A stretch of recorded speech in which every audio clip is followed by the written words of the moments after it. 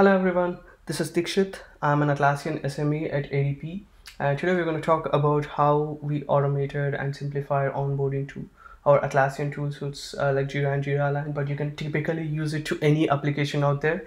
So Jira and Jira Align was our one of the challenges. So we implemented a solution, one of our solutions, so it's made easy for users, but you can replicate it anywhere and to any solution, any application out there.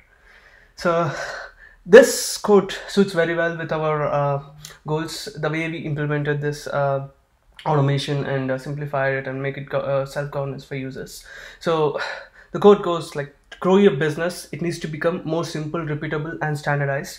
So Jira or any application out there which is new for users, it's very hard when it's a new application. It's considered kind of a new product, and all of your users or all of your users are kind of your customers. And when you're expanding this to your customers, like a similar challenge that we faced, we had to understand, like, we had to make it simple, we had to make it repeatable and standardized. The only way for us to do this was simplify everything with automation and then set up a governance so that it's repeatable for them. So we're going to talk about all of this in our presentation today. So how what are our onboarding challenges and how we used automation and how we used governance to make this repeatable for our users. So I can't talk without this slide. So this is our team. We're a team of 5. One of them is missing, but we work very hard with our users. We support around 25,000 users 24/7, and most of this, whatever you're seeing, was done by not just one person, but as a team. We made it, we brainstormed, we got out of box thinking and ideas to do this. Now let me talk a little bit about Jira Align. So Jira Align is a portfolio management application. It's one of an Atlassian applications, just like Jira and Confluence.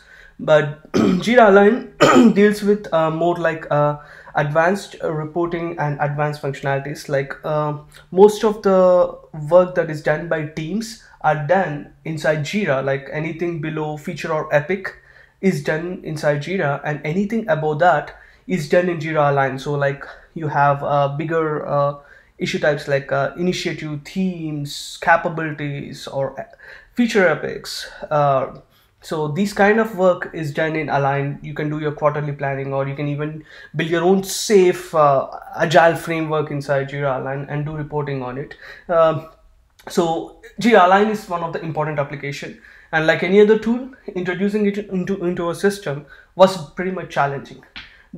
Some of the challenges with onboarding Align onto ADP is because like it's a cloud-based application, and its attributes for creating new users were completely different, and access permissions were completely different from Jira actually. So basically it has a complete different set of fields and requirements compared to other instances that we have, other applications like Jira that we have on the system. So Jira was like pretty straightforward. You would generally have like username and email and first name, last name, and the password. But if you integrated with LDAP, it was much simpler. But when it came to Align, it was much more different. So first thing was like, these are the typical user attributes that are required for Align, which were much more, they needed more details, and we didn't have most of this information, as this information was somewhere sitting in the HR system, and we didn't have access to that. So every time that we needed, we had to manually fill in all this information like region, cost center, city, and the Align role, the title, email, first name, and after this, there was other set of things that we had to do with the onboarding too. Like one of the thing was for us to even create a user or grant access to different portfolios. The way it works in Align is Jira project reflects in Align as a program, and board translates to Jira team. So anything about that is called as portfolio, and the portfolio lives in Align. And for us to grant access for users to these portfolios or programs, we need to get permission from the managers. And of course, like I told you, the attributes were sitting in the HR system or in LDAP, and our GSO would not allow us to do that. There was a way to automate it with a seamless experience through SSO and SAML, but the problem was the user need to be created ahead. So we had to build some kind of low code solution where the user would exist already, and all they needed to do was do one click and they would log in with all the permissions set. So we looked at the tools that we can use to do this. So first thing was we looked at the infrastructure. Should we go with cloud or on-premise? And we looked at Jira Align was already on cloud, and our Jira was on a data center which is sitting on an on-premise. And we decided that we could leverage Jira and JSM to do this. So JSM users can request different attributes, like he need access to the program or a portfolio, or he needs access to Jira Align. He doesn't have access at all. And we decided to use inbuilt automation to send this request to Bamboo, where Bamboo can do a simplified, simple REST API calls to get information from crowd, because our crowd was synchronizing with LDAP, and we have a hard requirement and a security requirement from our global security organization that we should not go and call LDAP or using REST calls or whatever it is. But good thing was we had crowd which was synchronizing LDAP, so we had all the information, so we didn't have to go them. So we were able to bypass that and get information like username, last name, first name, last name, username, and email, and minimal information that we can use, and rest all we could have some default values like role, for example. Role or job type can in one of the attributes can be like a default, like let's say everyone at ADP is an ADP associate, so it can be an ADP associate. And since everyone was working remote, the location can be global. So some of them were like generic, and which we could use by default, and we didn't have to go to LDAP to pull additional information, and we couldn't because LDAP was not allowing. So we were able to get minimal information and most of the information crowd. And of course we attached this to SAML, so which was having the same details as LDAP. So it would verify this information and authenticate the user. And of course we had a simple REST API script, so we put it inside Bitbucket. So let's see in action. So let's see the operation that we found out like we could do. We identified that we could automate actually. So first one was a permission request. That is like for a Jira Align user to access program or portfolio level items inside Align, he would need permission. And access, without this access he would not be able to access Jira Align even if there was SAML enabled. Then also removal of permission requests. So users do move around the organization a lot, and we didn't realize if it would be useful or not, but we realized that people do move and there are a lot of reorgs that were happening. So this helped us to reassign their permissions without disrupting or without getting without going to the managers to get those approvals. And of course there was role change, and people do get promoted, and they might have to see more advanced things inside Align. So this helped us. Then was activation and deactivation request, which we had to do it because we do regularly scan and we make sure that we deactivate users. And let's say if a user did not access the system for a long time and he wants to get reactivated, he can again has a activation request which he can automatically create, and it would automatically go for an approval, and it would reactivate the user immediately. So let's see in action how this actually works. Let's take first time access request as a scenario. So a user comes in to service desk and raises like a first time access request. So since we are already integrated with LDAP, so once he types his username, it would automatically show up. He needs to select the portfolio type he needs access to, and the staging, and different target system that may be staging or production instance that he is requesting access to. So once he clicks create here, what happens is it will look at the portfolio that the user selected, and based on the portfolio automatically the approvers list gets added, and the user will get an approval request to approve or decline. So let's say if it's a different portfolio, different approval list will come up, and once it's approved it will move into in progress, and we have an option for the user to edit the details if he got it wrong. And once it moves to in progress, it sends this information that was populated on this ticket to Bamboo, and Bamboo has all this information, like I told you, like minimum information that can be used to send out REST call to Align and create the user. And of course it's linked to Bamboo to Jira too, so we have an audit log and trace like which build, which process. If it fails, we do know that it failed. Once the build runs, it's resolved, and it sends back the information saying that Jira Align user is created. It did not find the user, so it created the user, and it also sends him the URL so that the user can bookmark this. And with this, what happens is, like, we didn't have to go to different administrators to approve this request or do whatever it is. And also, let's say if the user is already existing, and it would just update the teams actually. Now with this process, what happened was, we didn't have to go to the users for approvals, which we were working through many emails and following up. We already wrote in automation jobs to some of them to auto approve, some of them to approve, and some of them, if they doesn't approve, we were sending reminders automatically saying that, hey, there is an approval which is waiting for you since 2 weeks or a week, can you approve it? And the other thing was, we didn't have to follow up. And then there was a process in place, and we didn't have to touch anything. Everything was automated. So it was simple for users. The onboarding software was everything self-service for them. But that's only half part. Self-servicing on the onboarding is fine. But then when you come back to Jira and Jira Align too, like, it's like you need to have governance. So same thing with Jira. So we hooked it up directly with LDAP, so everyone has permission to access Jira with a license if they were part of a certain organization.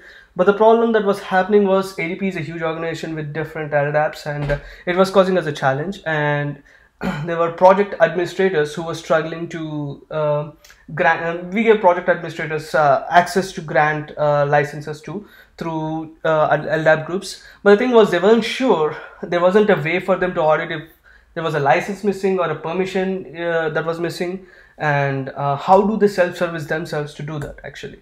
So what we did was, we found out that most of these reports, most of the questions that we were asking, that the users were asking us, are like, hey, he comes to us and asks like, hey, do I have a permission to access this project, or what am I missing? Do I missing a license or access to the project?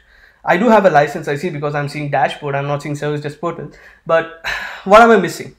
So these kind of reports auditing, this always falls on the Jira administrator. We thought that this was a pain point for the users, and we tried to simplify it, but the thing is, only Jira administrators had the permission to look at this. But one thing we identified was, all of this information was available on the database.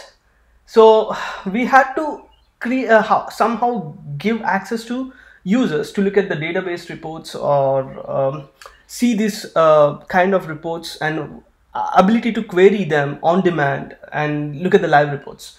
So what we did was, we created a single source of truth inside Confluence by hooking up Confluence to Jira DB. So what we did was, our architecture is like, we are on AWS, our Jira is hosted on AWS. So we created, and our database was Amazon Aurora. So we created a read replica for it, and we hooked up that read replica to Confluence and users, and we were using Bob Swift self-service reports and SQL for Confluence, and those helped us to for our users to query Jira database on demand and get live information. So here is an example. Like I was talking, right? If a user was not sure if he has a service desk or a software license, and if he has to know, all he has to do is come to Confluence. So he tries to raise a request with us on the Jira Service Desk portal, just like anyone does. So when he tries to request like a Jira license in the ticket number, and automatically the Jira Service Desk is hooked up with this Confluence page as tags, and it would show up there, and it would say, hey, why don't you verify your Jira license? So he clicks that, and he gets redirected to this Confluence page where he can enter his username, and it would automatically show them a report if he has a software or a service desk license. So this is kind of a similar report that you see in an administrative user management, right? So we were able to recreate this too, and here is another example. So like I was talking, right? So if the user is not sure if he's a license issue or an access issue, so the previous report shows them it was a license issue. If he does not have a license, then all he has to do is add him to the LDAP group, which project administrators have access to. Then here he can come in and type his username or password, and it would give them complete information about different projects that he has access to, at what kind of role it is, like an administrator or a developer or whatever it may be, like a user or a scrum master. So this reports help them do that. And another challenge that our users brought up to us was about JSM organization. You know, organizations inside Jira Service Management are like groups which service management administrators and service management agents can create, and you will be able to add bunch of users to one organization, and you will be able to share it with bunch of users without trying to add individually one of them. But the problem we were running to was we were trying to create these organizations, and someone else was already might have created it, and unfortunately because of the project level access we couldn't see them. But what we did was we were able to generate this report which can bypass all those access requests, and they can just type in the key and look at all the organizations they have. And right beside this there is like organization name that you can type in, and you can see all these names. And since organizations can be repurposed, so this report helped them figure out like different organizations in different projects, and also who those users were in those projects, and that helped them to reuse the organizations. And another scenario that we have faced a lot is, so we give our users a lot of permissions inside our Jira instance. So one of the thing that we give them is automation for Jira. Automation for Jira gives a lot of things, and lot of access and creativity that project administrators can do themselves, instead of relying on Jira administrators, and Jira administrators can concentrate on some crazy stuff which are not simple.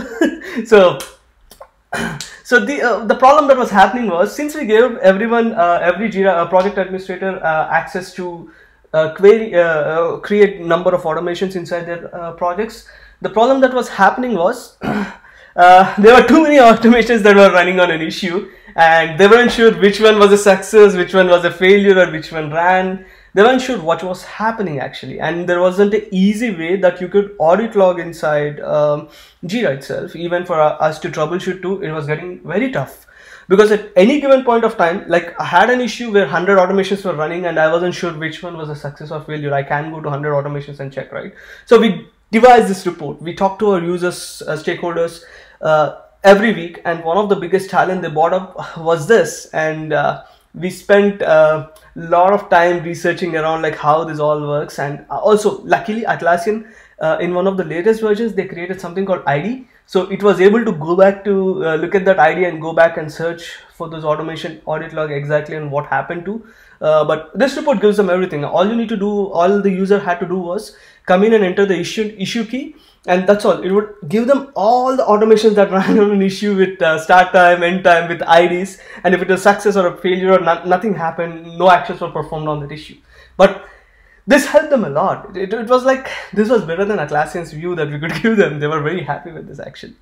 So another thing, another report which was very important for our users was this Jira board list. So like I was talking about this, inside Jira Align, Jira is inside Jira Align, Jira project transforms into programs and teams transforms into boards. So we had to be open and transparent with our users, and there wasn't a report out there where we could share with them, or where users would have been able to see all the boards inside their project, because there were filter share permissions or share permissions, or they were not administrator for that, or the user who created that board might have left and now we cannot access that board, and it was all creating a problem. And unfortunately one team can only sync or get integrated with one Jira board. So we had to make sure that there was only one board and there weren't duplicate boards, and we need to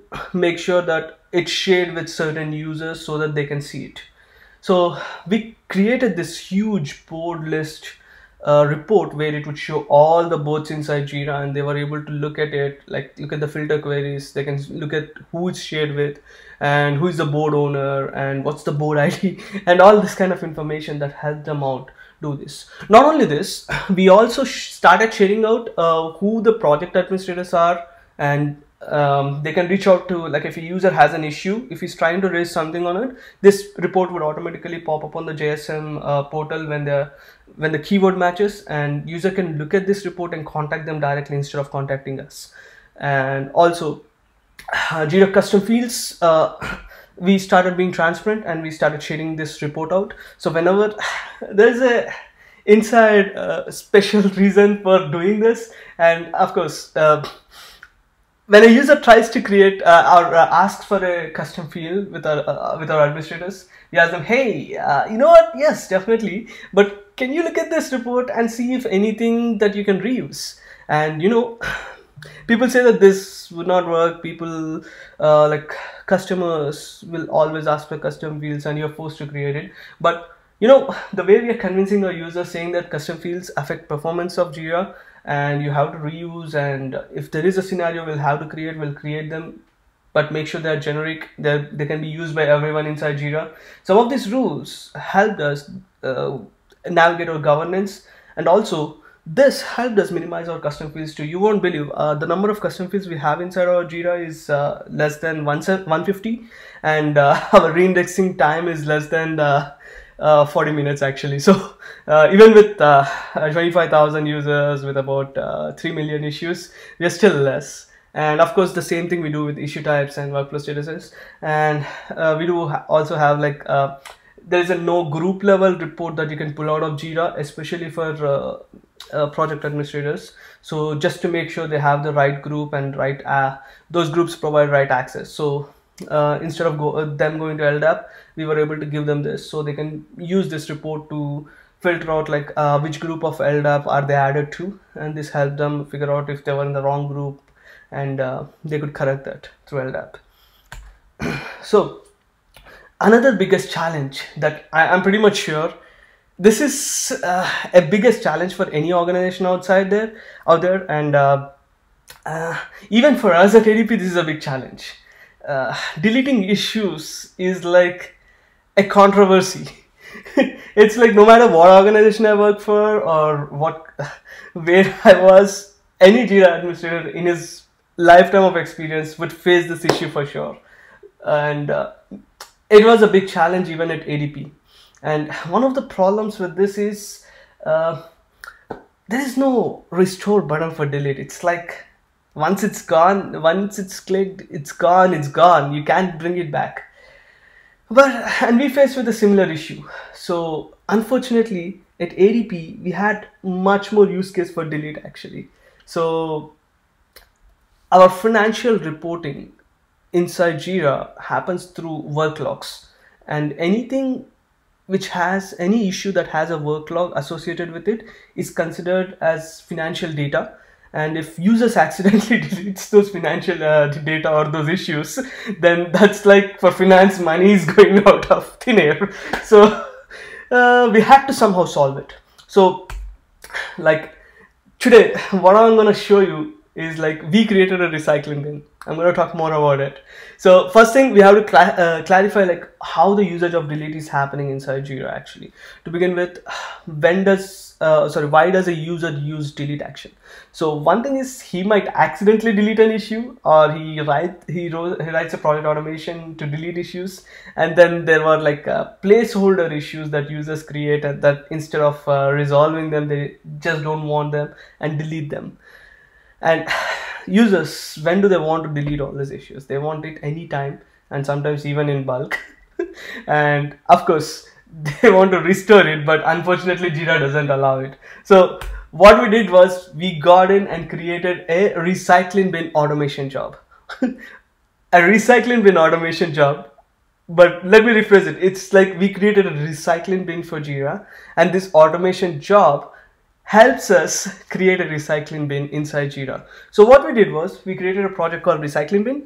Okay, and whenever an issue is marked as delete, the way we set this out is, first thing, we took away users' rights to delete through the project permission schemes, and luckily we had a very limited, so we were controlling users, but we are giving them all the rights, but also at the same time we were keeping it standardized and simple. So the permission schemes were simple. There were like 30 of them, so we changed all of those, and we made sure that only users can delete Jira issues by something each and every user has access to, that is through labels. So all the user needs to do is set a label for that issue as delete.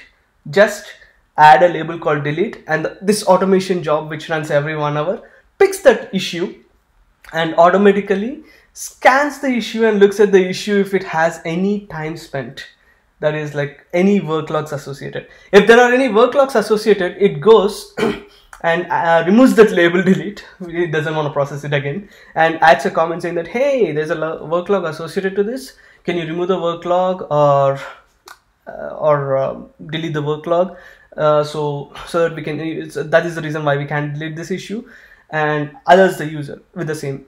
Okay, and if let's say there is no work log associated to the ticket, but if it's associated to their subtasks, then it also checks the subtask too, just in case. And and we are planning to expand this below subtask, like linked issues or epic links and whatsoever. We are trying to expand that, but it checks that, and if there is no work log associated and all the conditions satisfy, which our finance team wants, then automatically the issue gets cloned into this recycling bin project with limited amount of information that includes attachments and all the text fields, but not the drop downs. What we did with the drop downs was we got all the drop downs, and the drop down values get copied into a multi-line text field as individual. It says like let's say it's an application drop down, an application, the value is copied into that multi-line text field saying that this is the application custom field value, and so on, so and so. It gets minimum amount of information that is acceptable, that we spoke with our stakeholders and signed out and saying that, hey, this is what we can give you in a recycling bin. You get most of this information, you can restore it back. Then it permanently removes that issue and clones the issue and puts it inside the recycling bin, and it stays over there for 60 to 90 days.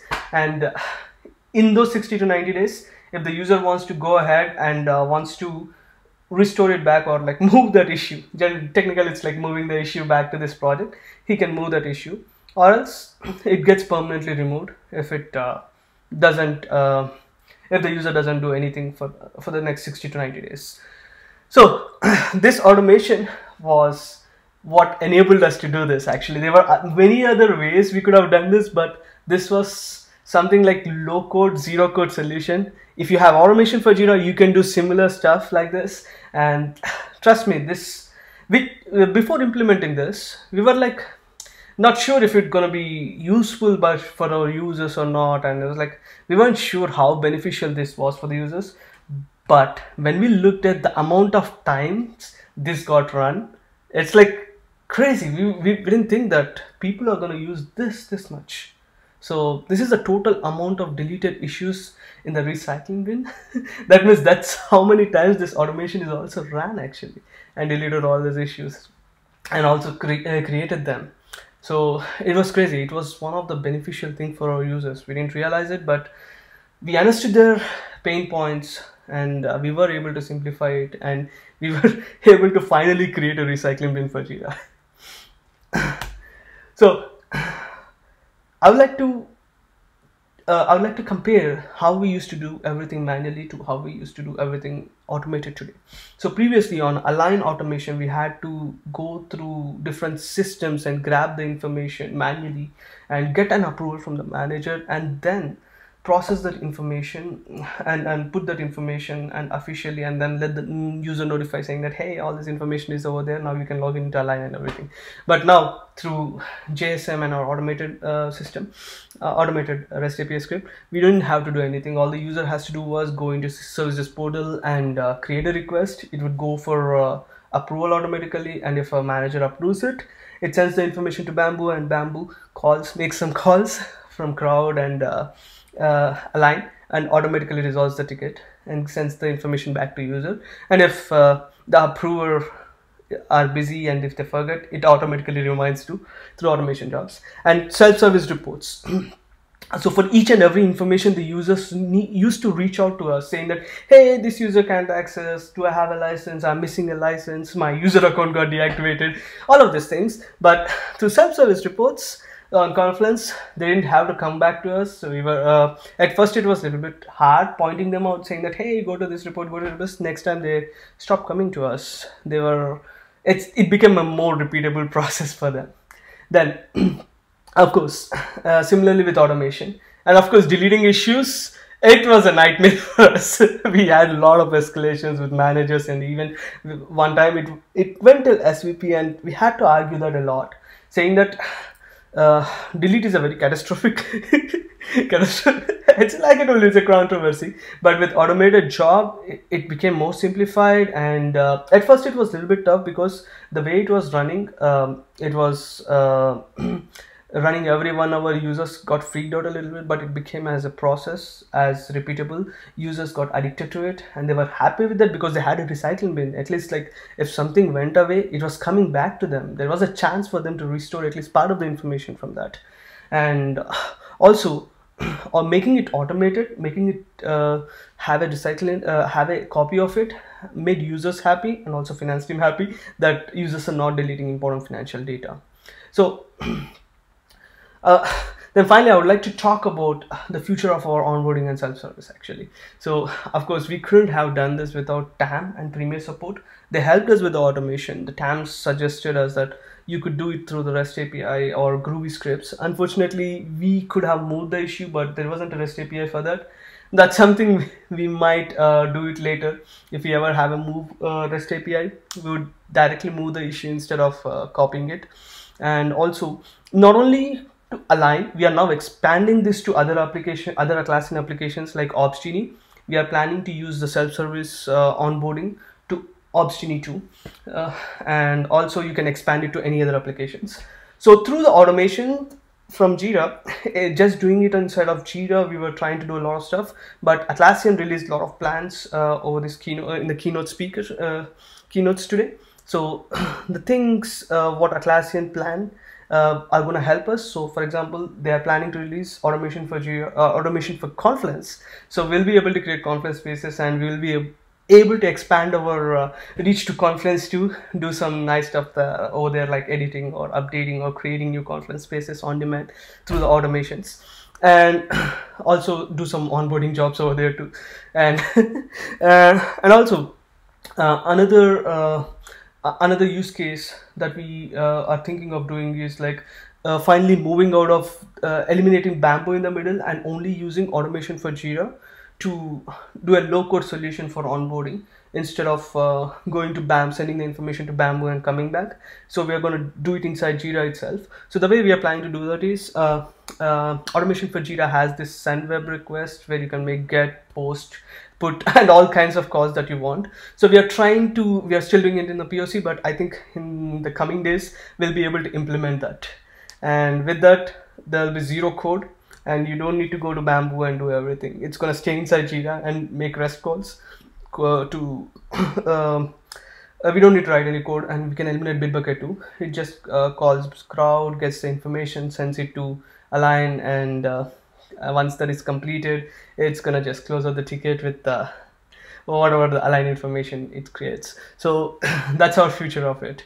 Of course, big thanks to Atlassian for helping us do this. We were also stuck in automation for Jira. It's like this was a massive recycling bin job and delete job, and it was like causing a lot of issues. Like we had to reindex very often because of the amount of data it was pulling.